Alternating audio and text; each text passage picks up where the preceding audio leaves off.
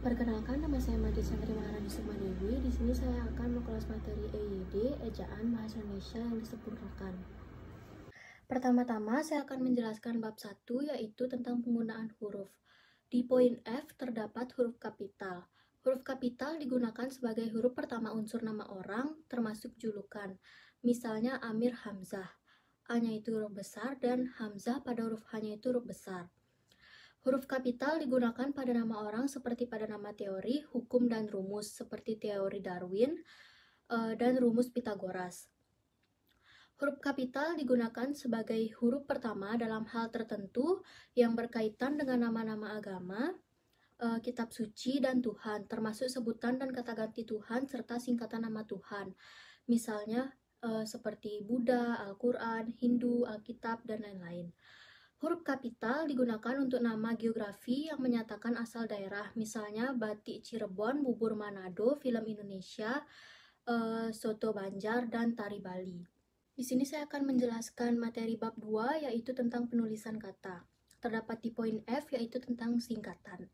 Singkatan nama orang, gelar, sapaan atau pangkat diikuti dengan tanda titik di setiap unsur singkatan itu.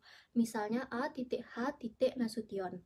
Singkatan nama orang dalam bentuk inisial ditulis tanpa tanda titik. Contohnya LS. Tidak berisi tanda titik.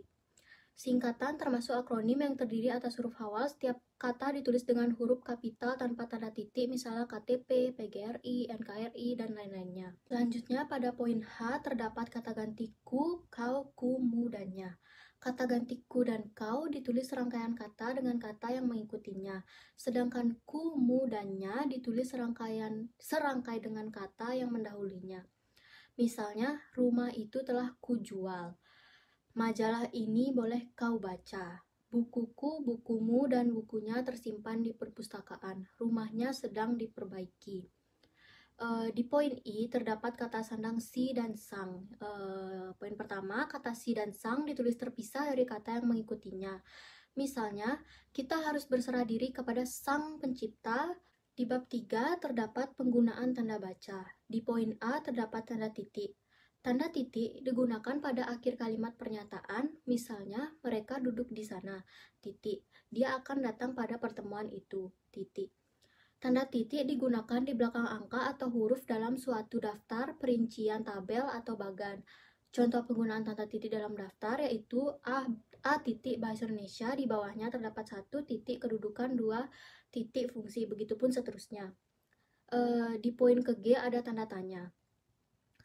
Tanda tanya digunakan di akhir kalimat tanya. Misalnya, kapan Hari Pendidikan Nasional diperingati? Siapa pencipta lagu Indonesia Raya? Kalau misalnya tanda tanya itu pasti diakhiri dengan tanda tanya. Dan materi yang akan jelaskan saya terakhir yaitu tanda koma. Tanda koma digunakan di antara unsur-unsur dalam perincian berupa kata, frasa, atau bilangan. Misalnya, telepon seluler, koma, komputer, koma, atau langganan bukan barang mewah lagi. Tanda koma digunakan sebelum kata penghubung, seperti tetapi, melainkan, dan sedangkan. Dalam kalimat majemuk pertentangan, misalnya saya ingin membeli kamera, koma, tetapi uang saya belum cukup. Ini bukan milik saya, koma, melainkan milik ayah saya. Dia membaca cerita pendek, koma, sedangkan adiknya melukis panorama.